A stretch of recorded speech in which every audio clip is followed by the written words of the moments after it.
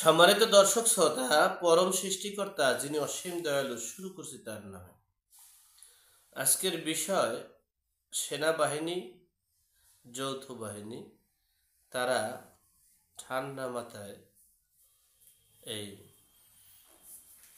জীবনের অবসান ঘটায়, যেটা আমরা ইতিপূর্বেই র্যাবেরা অনেক আগেই দেখেছি।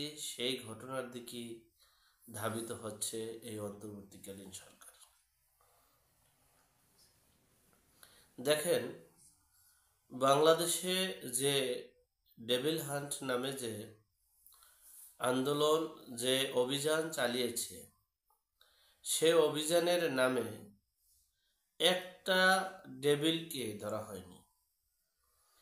শুধু সাধারণ যারা নিরীহ আওয়ামী লীগের কর্মী, নেতা নয় কর্মী সমর্থক, তাদেরকে গ্রেপ্তার করা হয়েছে, জেলে দেওয়া হয়েছে, জুলুম করা হচ্ছে, অত্যাচার করা হচ্ছে।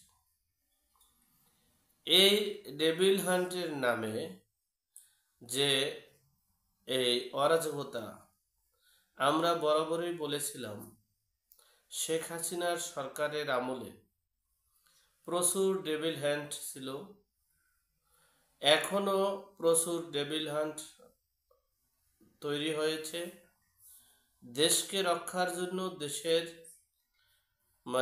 মানুষের নিরাপত্তার জন্য এই ডেভিল হান্টদের গ্রেপ্তার করতে হবে। কিন্তু সেটা না করে আওয়ামী লীগের ট্যাগ দিয়ে, ছাত্রলীগের ট্যাগ দিয়ে গ্রেপ্তার, নৈরাজ্য আর চাঁদাবাজি। দেখেন, আজকেও জামাত ইসলামের ভ্রাতৃত্ব সংগঠন, ছাত্র শিবির, যারা মানুষ বলে, সবাই বলে, বিএনপির ছাত্র দলেরাও বলছে রক্কাটার দল, সেই রক্কাটা ছাত্র শিবির বললে মানুষ সহজে চিনে। তারা একজন সাধারণ ছাত্রকে কিভাবে রড দিয়ে পিটিয়েছে, আঘাত করেছে, সেখানে কোনো সেনাবাহিনী, যৌথ বাহিনী, কোনো বাহিনী নেই।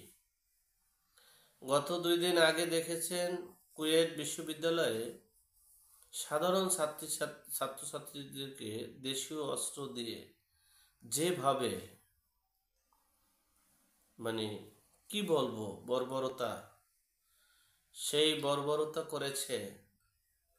সেখানে অভিযান নেই, সেখানে কোনো অপরাধ নেই। অপরাধ হচ্ছে কেউ যদি চার দোকানে আওয়ামী লীগের কথা বলে, তাহলে তাকে গ্রেপ্তার করতে হবে। সর্বোপরি কথা হচ্ছে, ডেভিলদেরকে সাথে নিয়ে সাধারণ জনগণকে, স্বাধীনতার পক্ষ শক্তিকে, স্বাধীনতার চেতনায় বিশ্বাসীদেরকে এই গ্রেপ্তার করা হচ্ছে। আমরা বারবার বলেছিলাম যে বাংলাদেশ দুর্নীতিমুক্ত হবে, আমরা একনায়কতন্ত্র থেকে বেরিয়ে আসব, প্রত্যেকটা জনগণের জীবনের নিরাপত্তা থাকবে, দ্রব্যমূল্য ঊর্ধ্বগতি থাকবে।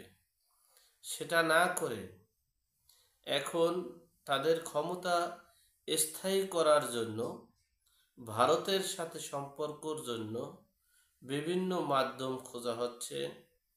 ডোনাল্ড ট্রাম্পের সাথে সম্পর্ক করার জন্য বিভিন্ন মাধ্যম খোঁজা হচ্ছে, বিভিন্ন উপায় খুঁজছে। কিন্তু এই সরকার কি জানে, ভারতের সাথে যদি সম্পর্ক করতে হয়, ডোনাল্ড ট্রাম্প মার্কিন যুক্তরাষ্ট্রের সাথে যদি সম্পর্ক করতে হয়, তাহলে পাকিস্তানের কথা মুখে উচ্চারণ করা যাবে না।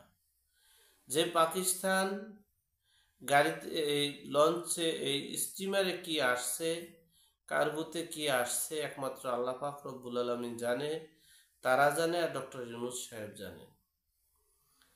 স্বাধীনতার পরাজিত শক্তিদেরকে এই দেশে প্রতিষ্ঠিত করতে চাচ্ছে ডক্টর ইউনূস। যাই হোক, এই যে মোহাম্মদপুরে যে সেনাবাহিনীর এই নির্মম এই বর্বরতা মানুষ স্বপ্নেও ভাবেনি, কল্পনাও করতে পারেনি। আপনারা মিডিয়ার সামনে দেখেছেন সাধারণ ছেলে ফেলে যারা খেটে খাওয়া দিনমজুর তাদেরকে গ্রেপ্তার করা হচ্ছে, তাদেরকে জেলে দেওয়া হচ্ছে। আসল ডেভিল প্রতিদিন আমরা ভিডিওতে দেখছি যে যাতায়াতকারীদেরকে হত্যা করে, গুম করে, তাদেরকে মানে অস্ত্র ঠেকিয়ে তারপর সব কিছু লুটপাট করে নিয়ে যাচ্ছে। যাই হোক, সর্বোপরি কথা হচ্ছে আসল ডেভিলদেরকে গ্রেপ্তার করুন।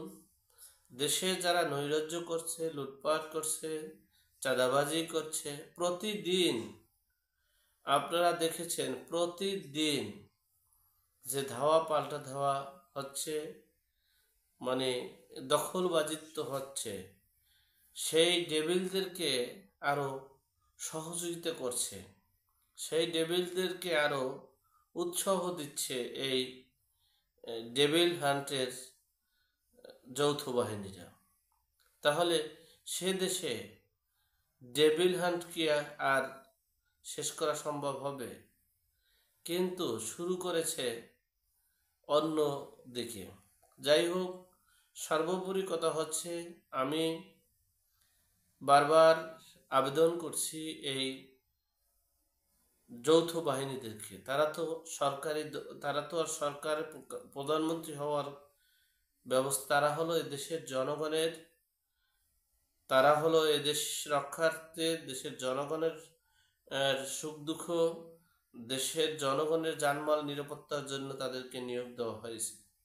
সুতরাং আপনারা প্রকৃত, সে যে দলেরই হোক না কেন, প্রকৃত ডেভিলদেরকে গ্রেপ্তার করুন, প্রকৃত অপরাধীকে গ্রেপ্তার করুন।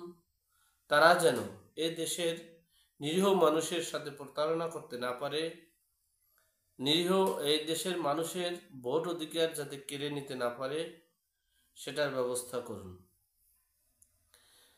আর এই যেই নতুন ঠান্ডা মাথায় যে কার্যক্রম শুরু করেছেন, সে কার্যক্রম থেকে বেরিয়ে আসুন। আল্লাহ আমাদের সকলকে সঠিক জ্ঞান দান করার তৌফিক দান করুক। আমিন।